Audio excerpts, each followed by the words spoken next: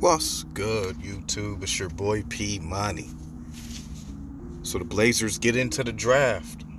They go with the trade from the Pelicans, in which the Blazers are going to send a 2026 second round draft pick, in which they exchanged with the Pelicans for the rights to the 43rd pick, which saw the Blazers pick Greg Brown III from Texas. Probably the most athletic player in this year's NBA draft. Right now, his offensive game is very raw. He ended up averaging in his freshman season 9.3 points, 6.2 rebounds, shot at 42% from the field and 33% from three. Now, his form looked pretty good on everything, but of course, you just got to work on that side of the ball. But his calling card is his defensive instincts right now. Definitely a defensive-minded player. And I think this is a very solid move from the Blazers for the 43rd pick. His father ended up playing safety at Texas and ended up being drafted by the Denver Broncos. His mom was in track and field over for Texas, and his grandfather actually played football for Grambling State. He was a top 10 recruit out of high school, and he ends up being best friends turned rivals with Cade Cunningham, the number 1 overall pick. They ended up playing. He played for Texas. Cade, of course, played for OSU.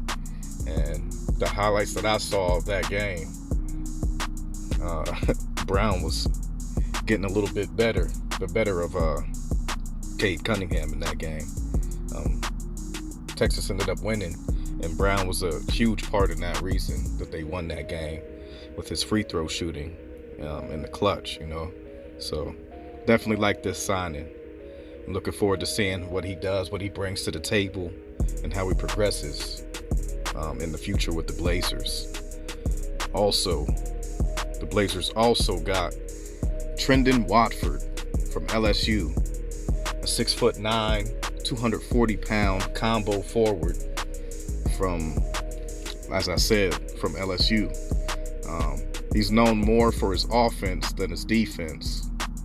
Now, he did average 16.3 points, 7.4 rebounds, 2.9 assists, and 1.1 steals. So it looks like he's a guy that can do a little bit of everything. He's just not really known for his defense right now.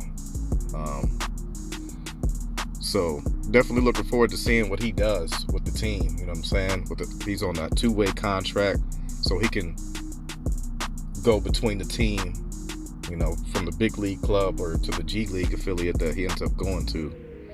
Right now, his skill set is he finishes very well around the rim.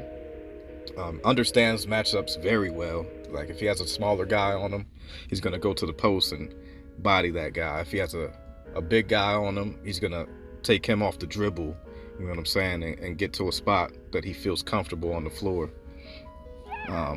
Also, he had one of the best floater games in all of college basketball, so definitely looking forward to seeing how that translates to the NBA for him. He definitely needs to work on his defense right now, but he was getting beat a lot by like smaller, quicker guys, but that's just more probably scheme and stuff like that, you know what I'm saying? He might not be the fastest guy, but once he gets to the NBA and understands where he needs to be at, I think some of that stuff can be mitigated that was shown up over at LSU, you know what I'm saying? So definitely looking forward to seeing what these dudes bring. I think they'll definitely be guys to look for the Blazers Summer League team, you know what I'm saying? See how they get acclimated with the guys that are going to be there. I know CJ Ellaby will be on that team, Michael Beasley. So definitely looking forward to seeing what these guys can do. Seeing if they end up trying to contribute this year. I don't think either will, but it's definitely something to look forward to, you know what I'm saying? 2 very tall combo guys that are wings. Also, in other news, the Blazers have emerged as the front runners for Ben Simmons. You know what I'm saying? According to the article that I was reading, they ended up turning down the Warriors' offer that had them seeing James Wiseman, Andrew Wiggins, the number 7 and the number 14 pick in this year's draft. They rejected that. So, of course, the Warriors are gonna try and save face and say that they don't want to be in the sweepstakes for Ben Simmons anymore. You know what I'm saying? They're trying to ask for too much. So I'm not sure what the Blazers have been offering. I know it was CJ, but I don't know in terms of any other, like maybe a Nasir Little type or Anthony Simons type. I'm not sure. Maybe some draft picks, some future draft picks, you know. I'm not really too sure what the Blazers were offering, but obviously right now it seems like the Sixers, according to this article, view what the Blazers have offered for Ben Simmons better than anyone else. Also, they were saying like teams like the Spurs, Toronto, Washington. There was a couple other teams like Cleveland, another bad team. They offered, I think it was the Timberwolves maybe, but I'm not too sure about that. But yeah, man, it's looking like what the Blazers have is more than what any other team can offer right now. You know what I'm saying?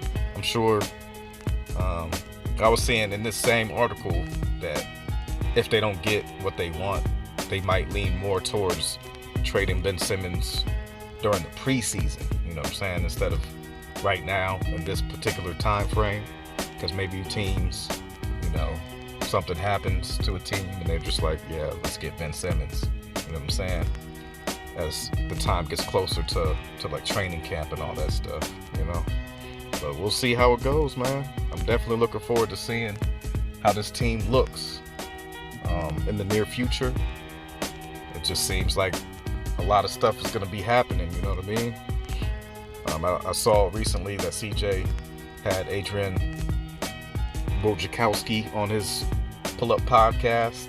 He was talking about possible trade scenarios, you know what I'm saying? So I think CJ understands what's happening, you know? So we'll see how it goes. Obviously, there's Blazers insiders that feel like there is absolutely no way that any trade happens. They're just going to run it back, you know what I'm saying? But I can see it, like I've been saying before, where the Blazers end up doing something like mid-season. But this is your boy P Money, and I'm off this.